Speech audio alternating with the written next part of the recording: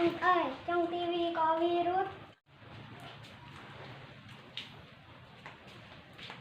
Trong tivi. Cái gì cháu? Trong trong trong tivi có virus. Vậy hả? Dạ.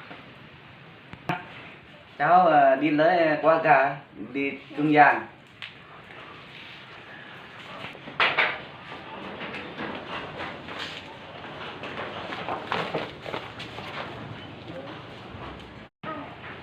Dạ cháu ạ.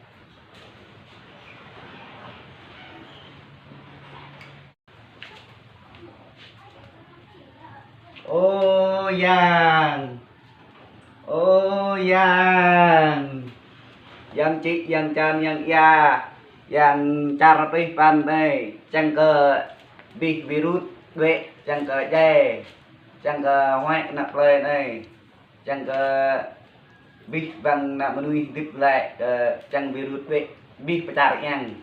Ô giang, ô giang, ô giang, chẳng có virus đang trả yang trả ta này, chẳng có đuổi go, chẳng hoại mò nạp lên phải dây này, bà break bình ta này, giờ con ngại yang này, chẳng có virus vệ bi đang yang, chẳng có bình đang trả ta hết thế nào. Ô giang, ô giang. Ha ha ha ha ha ha.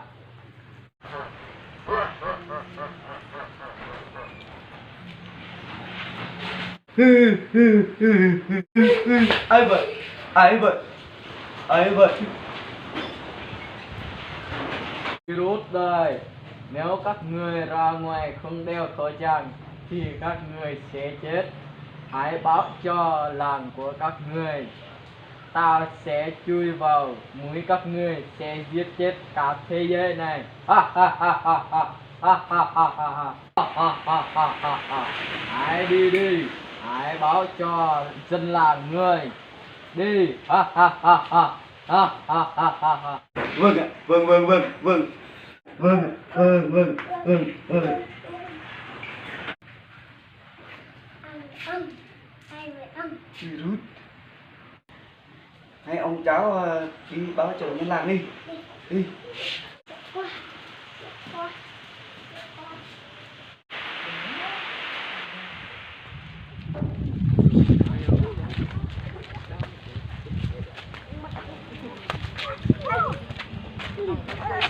Đường đi á.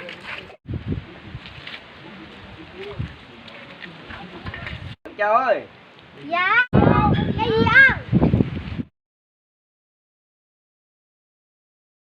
Cháu đừng đi chơi đông người, trong làng có virus nhiều rồi. Các cháu phải đều khoe rằng nha, sợ virus chùi trong mũi chết người. Dạ. Các cháu đừng đi chơi đông người, nhớ ai đều khoa tràn các cháu nhé.